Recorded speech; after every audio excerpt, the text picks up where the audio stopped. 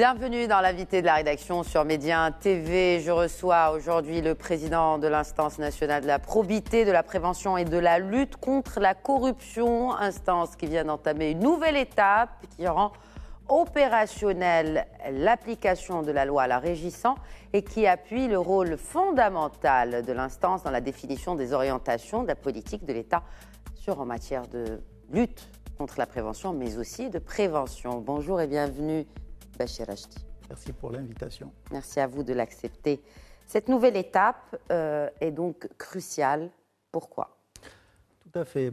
Elle est cruciale parce qu'elle permet à ce que l'instance puisse assumer pleinement toutes ses responsabilités, son rôle constitutionnel qui a été décliné de manière optimale au niveau de la loi 46/19 et qui donne au dispositif institutionnel marocain un cadre de coordination qui est, où l'instance joue un rôle fondamental. Et donc nous pouvons aujourd'hui nous attendre à ce que la lutte contre la corruption prenne une forme avec plus d'efficacité, plus de convergence entre les acteurs et les intervenants et avec, nous l'espérons très fortement, avec plus d'impact, y compris sur des délais courts.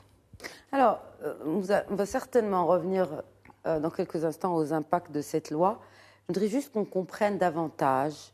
D'abord, il y a eu cette nomination, d'ailleurs aussitôt nommée par le souverain, les 4 membres siégeant au conseil de l'instance que vous présidez, Bachir Rachdi, ont tenu une réunion avec vous. Et ensuite, il y a 8 autres membres dont nous allons parler un peu plus tard. Mais parlons justement de ces 4 membres et de cette réunion. Que pouvez-vous nous dire sur les outputs de cette réunion ? En fait, il n'y a pas eu de réunion avec les 4 séparément. Dans la même semaine où les nominations ont été faites, il y a eu la première réunion du Conseil dans sa globalité avec les 12 membres. Et donc, l'objectif de cette réunion était bien sûr l'installation des membres nommés, mais aussi pour lancer l'action du Conseil et cadrer un peu le travail de l'instance. Il faudrait rappeler que pratiquement une douzaine de jours après, il y a eu le deuxième conseil de l'instance qui s'est réuni le dimanche 13 novembre, pour traiter d'un ordre du jour très dense. On voudrait bien en savoir plus justement sur cet ordre du jour. Alors il y a eu un communiqué à ce sujet. Donc d'abord, il y a eu une journée avant de tenir le deuxième conseil. La journée du samedi a été consacrée à partager avec les membres ce qui a été préparé pendant les 4 années de transition. Donc tous les chantiers avec les réalisations qui en ont découlé en termes de rapports, en termes de textes fondateurs et des textes de référence, en termes d'organisation, en termes aussi de structures qui ont été mises en place pour pouvoir aborder c'est-à-dire dans une ambiance qui est favorable à l'action productive au sein de l'instance. Et on a présenté tout cela avec les membres et on a ouvert le débat pour pouvoir d'abord échanger et voir quelle est l'appréciation que chacun de ces membres apporte sur ces réalisations, mais aussi pour qu'il y ait une appropriation et pour qu'on donne un nouvel élan même aux rapports qui ont été produits pendant la période de transition. Concrètement, comment cela fonctionnera-t-il en fait, ou comment fonctionnerait l'instance dans sa globalité? Parce qu'aujourd'hui, elle compte tous ces membres-là. Qui fera quoi? Alors, la loi définit déjà le cadre de fonctionnement entre les différentes instances qui constituent l'institution dans sa globalité. Donc, il y a le Conseil, qui est l'instance de délibération et de décision. Il y a des commissions permanentes, à commencer par une commission qui est composée par le président et par les 3 vice-présidents que le Conseil devra nommer. Et puis, il y a l'Observatoire, qui est un organe institué par la loi, en plus des commissions permanentes et des commissions thématiques. Alors comment ça va fonctionner? C'est le Conseil a commencé à œuvrer et à accomplir ses missions et ses responsabilités en adoptant un certain nombre de textes de référence, à commencer par l'organigramme de l'instance, ensuite le statut des ressources humaines de l'instance qui va au-delà de juste définir les conditions d'embauche et d'évolution de carrière, mais qui définit un mode et une philosophie de travail au sein de l'instance, les valeurs, comment ancrer ces valeurs de manière forte, y compris la valeur de la performance, mais aussi comment est-ce qu'on travaille dans une synergie et avec une vision que tout le monde s'approprie et pour laquelle tout le monde travaille. C'est aussi un cadre qui permet à ce qu'on définisse quelle est l'articulation des rôles entre les différentes structures de l'organisation. Et puis, ça introduit l'ouverture sur l'environnement général de l'instance. Ça définit bien sûr les règles internes, mais aussi les règles disciplinaires et le fait de préserver les grandes valeurs de l'instance pour lesquelles elle se bat. Et qu'en est-il de son champ d'intervention et des pouvoirs justement qui lui sont conférés à cette instance? Alors justement, en parlant des structures et en parlant de l'organisation de l'instance, c'est justement pour pouvoir couvrir l'ensemble des missions et des responsabilités que la Constitution a commencé par définir de manière claire, mais que la loi est venue pour décliner de manière optimale. Alors, pour donner une idée globale, c'est que l'instance a d'abord une mission d'orientation et de supervision. Donc, elle présente les orientations stratégiques de la politique de l'État en matière de prévention et de lutte contre la corruption. Elle définit avec les parties prenantes, les autorités et les institutions concernées les mécanismes de leur mise en œuvre. Donc, en quelque sorte, c'est la première fois où une institution a ce rôle pour fédérer et pour créer un cadre d'enrichissement et d'intelligence collective autour de l'objectif de réduction forte du phénomène de la corruption et des pratiques de corruption.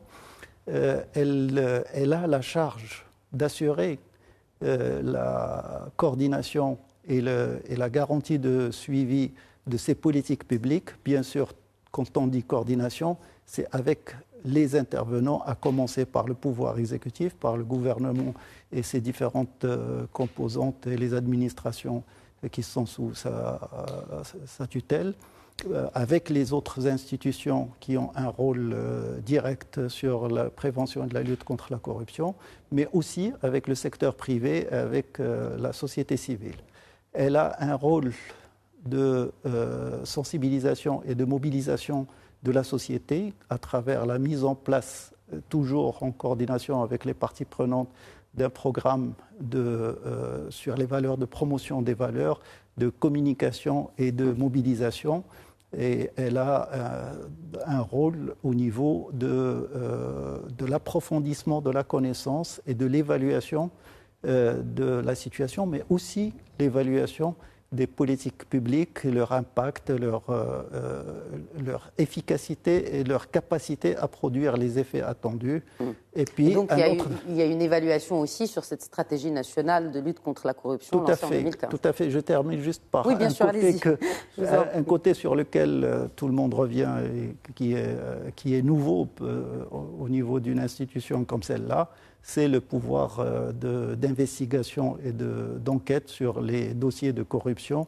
Et donc, là encore, c'est fait dans une parfaite articulation entre l'indépendance totale de l'instance et la complémentarité avec les institutions. Donc, la loi a été très fine sur ce volet-là d'articulation de ces deux aspects.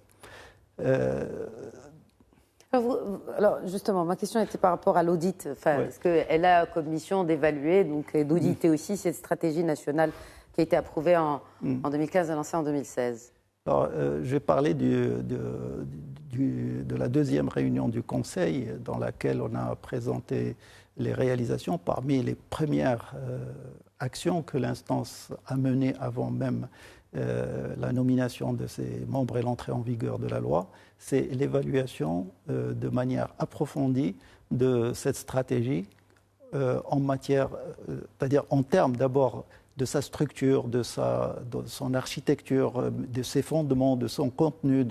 Et elle est sortie avec des conclusions qui expliquent pourquoi est-ce qu'il y a un tel écart entre le nombre d'actions menées au Maroc depuis une vingtaine d'années, plus d'une vingtaine d'années dans la lutte contre la corruption et la prévention de ce phénomène, et puis les impacts qui tardent et qui restent à un niveau très faible. Et en tout cas, tous les rapports qui sont produits localement et même internationalement soulignent ce fait qui impacte le Maroc, qui impacte son développement. Donc, le rapport qui a été produit met en relief quelles sont les raisons qui, au moins un certain nombre de raisons sur lesquelles l'instance s'est arrêtée et qui expliqueraient cet écart. Et elle a donné des orientations pour qu'on puisse changer cet état de fait et pour pouvoir avoir une stratégie beaucoup plus productive de résultats et d'impact sur le plan de la gouvernance, sur le plan de la revue des contenus des projets et des programmes pour qu'ils soient beaucoup plus précis et pour qu'ils soient dans une synergie et pas dans une logique sectorielle verticale, et aussi en termes de gouvernance, où l'instance a proposé à ce qu'il y ait une gouvernance qui garantit justement la coordination au sein d'un même programme avec l'implication des hauts responsables de l'administration, à savoir les ministres en charge de chacun de ces programmes. Donc ce rapport a été adopté comme feuille d'orientation stratégique pour la suite en 2019. Déjà, ça a produit une dynamique appréciable, mais qui s'est essoufflée avec le temps. Et que vous comptez bien sûr redynamiser avec cette nouvelle étape dont je parlais au début de cette interview. Certainement. Alors, certainement, il y a un point très important, c'est celui de la confiance. Aujourd'hui, il y a ce nouveau concept qu'on entend depuis quelques années, celui de la défiance, et notamment d'abord des citoyens, mais aussi de la communauté internationale. Je veux dire, si le Maroc perd des places dans le classement de Transparency International, pour ne citer que celui-là, ce qui perd aussi des chances d'attirer des investisseurs. Quels sont les départements qui seront impliqués pour que cette confiance soit rétablie, et envers le citoyen marocain et à l'international, et donc prouver que, effectivement, cette instance aura des résultats concrets? Alors, c'est très lié au point qu'on vient d'évoquer, à savoir l'efficacité, l'effectivité de la mise en œuvre de la stratégie anticorruption, et donc la manière avec laquelle on travaille pour produire des résultats et pour produire des impacts perceptibles par les citoyens et par les acteurs économiques.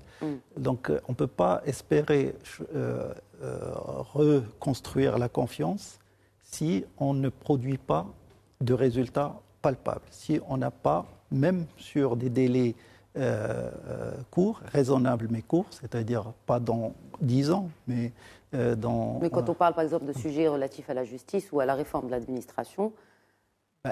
Justement, c'est-à-dire on peut donner quelques exemples pour montrer que c'est possible, mais sous certaines conditions. vous parlez de la réforme de l'administration. Ça fait très longtemps, des décennies qu'on parle de la simplification des procédures. Il y a une loi sur laquelle l'instance a émis un avis avec, bien sûr, en soulignant l'importance de l'existence d'une telle loi, même si elle a quelques imperfections, mais l'essentiel c'est qu'elle existe. Elle a eu le mérite d'être portée par un pilotage très engagé de la part du gouvernement, mais malheureusement, on n'a pas été jusqu'au bout de la rendre comme étant un fait incontournable qui s'impose à tous et qui fait que la référence devienne unique. C'est-à-dire toute procédure, elle est matérialisée, elle est publiée, elle est opposable et elle a toujours un soubassement juridique. Toute procédure qui n'a pas de soubassement juridique ne doit pas être opposée à un citoyen ni à un acteur économique. Malheureusement, là, c'est un exemple pour montrer pourquoi est-ce qu'on n'obtient pas des changements perceptibles et l'impact dont on parle, c'est qu'on a une loi, elle a été pilotée correctement et même bien, elle n'a pas été jusqu'au bout et donc elle est inappliquée aujourd'hui de manière globale. C'est-à-dire elle est appliquée dans certains cas, pas de manière totale. Cas par cas, ouais. Et donc ça donne le sentiment que nos lois peuvent ne pas être appliquées. Ça donne le sentiment que les décisions peuvent continuer à être prises à différents niveaux de l'administration. Et donc il n'y a pas un référentiel qui s'impose à Et c'est là où vous pouvez, vous, intervenir à travers cette indépendance que vous évoquiez tout à l'heure. Nous allons contribuer très fortement pour faire en sorte à ce que l'approche puisse changer, mais bien sûr, on ne pourra rien faire tout seul. Ça ne peut se faire qu'avec les acteurs qui ont la décision. Qui sont ces acteurs ? Vous avez parlé tout à l'heure du département. C'est le gouvernement. C'est le gouvernement. Alors comment on peut impliquer davantage ce gouvernement alors que la réforme du Code pénal peine à sortir et l'un des points focaux sur lequel il n'y a pas consensus, c'est l'enrichissement illicite. Alors, comment est-ce qu'on peut impliquer ? En fait, déjà, les débats qui ont eu lieu autour de la loi, c'était des débats très denses et ça a fini par avoir... il y a eu un consensus au final et la loi a été votée à l'unanimité par les deux chambres après avoir connu un processus très long et très profond de débat avec les intervenants. Vous parlez de la loi concernant l'instance ? Concernant l'instance, parce que... Moi, je parlais de la réforme du Code pénal. J'y arrive. De la réforme du Code pénal. J'y arrive. Oui. Mais j'ai peur que ces 26 minutes ne nous suffisent pas, Bachir Rachidi. Elles ne suffiront pas, mais on va essayer de les exploiter de manière optimale. Absolument, absolument. N'en doute pas. Ça veut dire qu'on peut arriver à construire des convergences. Là, ce que je veux dire, c'est qu'aujourd'hui, ce qui s'impose à nous tous, à tous les acteurs, c'est d'arriver à une convergence, à une vision partagée sur les orientations stratégiques de l'État, en quelque sorte capitaliser sur tout ce qui a été fait et le rendre plus effectif et aller vers une orientation beaucoup plus engagée, avec beaucoup plus d'audace, avec beaucoup plus de détermination et avoir du souffle lent, ne jamais céder aux difficultés. Et pour cela, l'instance a aujourd'hui bâti, sur la base d'une vision, une approche qu'elle va présenter à tous ces acteurs pour construire cette convergence et cette vision partagée, et qui est sur plusieurs piliers, parmi lesquels un premier pilier qui est celui de la relation citoyen. J'ai donné un exemple de la citoyen administration, acteur économique administration. J'ai donné un exemple de la simplification des procédures, mais il y en a plusieurs. Nous avons un autre pilier qui est celui de compléter l'arsenal juridique marocain pour qu'il garantisse plus l'assèchement des foyers de corruption, et dans ce cadre, l'enrichissement illicite est une des composantes qu'on présente dans ce pilier. Nous avons, pour sortir d'un débat qui peut aller vers une polémique qui n'est pas très constructive pour le Maroc. Nous avons bâti une vision, un avis sur une approche très objective qui a fait un benchmark très large, qui a décortiqué la question de l'enrichissement illicite et ce que ça introduit comme risques et difficultés pour pouvoir couvrir ces risques et pour pouvoir garantir les droits de tous les concernés, justement parce que ceux qui ne sont pas favorables à une pénalisation de l'enrichissement illicite craignent que les droits soient bafoués. Nous avons l'inversion de la charge de la preuve, on l'a subdivisée en deux, en disant que la preuve de l'enrichissement par rapport aux revenus connus de la personne concernée cette charge doit être portée par l'État, par le ministère public. Par contre, quand c'est prouvé, c'est la personne concernée qui doit prouver que l'origine de cet enrichissement est licite. Donc, et on a recommandé à ce que ce soit une loi à part entière et de traiter la question. Carrément le sortir de la réforme du code pénal et en faire une loi à part entière, oui. Parce que c'est une question qui est suffisamment importante pour qu'elle soit traitée et qu'elle puisse connaître aussi l'évolution à l'aune de ce qui sera apporté au niveau de la scène internationale comme expérience, comme retour par rapport à cette question, puisque c'est une question qui a connu une évolution très importante sur les 15 dernières années au niveau international. Et il y a une question aussi, quand on parle de enrichissement illicite, il y a aussi les pratiques contraires au principe de la concurrence libre et loyale. Nous sommes aujourd'hui en plein débat sur les oligopoles, enfin les pratiques oligopolistiques. Est-ce qu'il est vraiment possible d'assécher ces foyers de corruption, Bachir? Est-ce qu'il est possible? Bien sûr, sinon je ne serais pas là. Je suis convaincu que c'est possible. Comme j'ai dit, il y a un certain nombre de conditions. Par la dissuasion ou la sanction?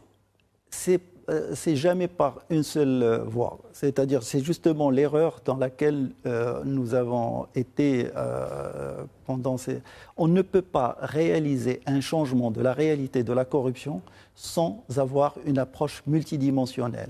Il faut avoir de la prévention. Assécher passe par un cadre juridique qui couvre les risques, qui ne fait pas la gestion par le risque, mais qui gère le risque de manière à pouvoir le couvrir et laisser la fluidité au fonctionnement du pays sur le plan économique, sur le plan social, sur le plan du développement. Il faudrait, parmi les conditions, c'est justement d'avoir la prévention à travers les mesures, à travers les lois, à travers des lois, j'insiste, des lois qui sont applicables et appliquées, parce que nous avons plusieurs cas où certains aspects de la loi présentent des difficultés d'application, ce qui la rend pas tout à fait applicable, et quand ce n'est pas tout à fait applicable, on ne l'applique pas, et ça nous fait rentrer dans un cycle qui n'est pas très vertueux. Nous devons avoir de la sensibilisation pour que tout le monde comprenne quels sont les méfaits de la corruption, y compris sur lui-même. La majorité des Marocains... Les gens les connaissent et ils ont recours à la corruption parce qu'ils disent ouais, ça me facilite la vie, je vais pas me... Oui, mais quand vous dites ça, vous dites exactement que les gens ne connaissent pas forcément les méfaits. C'est ce que pensent beaucoup de Marocains. Oui, c'est certain, c'est certain, et c'est légitime d'avoir une appréhension de ce type-là quand la corruption est omniprésente. Mais par contre, prendre conscience qu'on peut être parmi la majorité qui est celle des gagnants d'un système assaini, c'est un effort que nous devons faire ensemble, que l'instance sur laquelle l'instance a une responsabilité pour être un moteur, pour créer ce débat et pour pouvoir créer cette conscience des méfaits de la corruption. Mais les vrais méfaits et la vraie corruption, la définition large de la corruption, ce n'est pas que les pots de vin, c'est la corruption dans le sens le plus large, tel que ça a été défini dans la loi, parce que la loi a élargi la définition de la corruption. Il faut bien entendu avoir de la dissuasion. il faut qu'on sorte de l'impunité. Il ne faut pas que l'impunité puisse être considérée comme une option courante. Il faut qu'elle devienne rare. Il faut appliquer. Et quand on applique la loi, c'est dissuasif et on rentre dans un cycle vertueux avec cet ensemble globalement. Merci beaucoup, Bachir Haji. Merci d'avoir répondu à nos questions. Je vous en prie. Je vous ai dit que les 26 minutes n'allaient pas suffire. Non, certainement pas. Non. Merci en tout cas de nous avoir suivis. Je vous souhaite à toutes et à tous une excellente suite des programmes sur notre antenne.